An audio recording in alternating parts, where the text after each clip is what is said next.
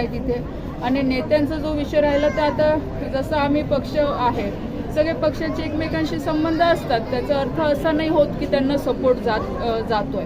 ठीक आहे, नाथाभाऊंचा विषय तो वेगळा आहे. नाथाभाऊंच्या विषयाच्या संदर्भात मी इथं जास्त काही बोलणार नाही, पण आणि नेहमी मी कधी ह्या भानगडीत पडली पण नाही, कारण की एका बाजूने नाथाभाऊ माझे सासरे आहेत तर मला नेहमीच त्यांचा आदरही आहे.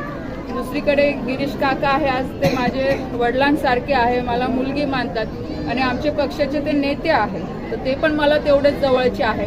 यामध्ये नक्की सँडविच माझं होतं, पण मी नेहमी प्रयत्न करते की दोघांचे वाद कसे कमी होतील, पण पक्षाच्या कामासाठी मी कधी कॉम्प्रोमाइज केलं नाही. आणि म्हणून ह्या निवडणुकीमध्ये पण मी पूर्ण ताकदीने मुक्ताईनगरमध्ये शिंदे गटासमोर मी भारतीय जनता पार्टीचं पूर्ण पॅनल उभं केलेलं आहे. आज आदरणीय देवेंद्रजी माझ्यासोबत आहे, आदरणीय गिरीश काका माझ्यासोबत आहे, भाजपचे सगळे लोक आमच्यासोबत आहे. आदरणीय संजू भाऊंकडे निवडणुकीची जबाबदारी आहे, संजू भाऊ सावकारे माझ्यासोबत आहे.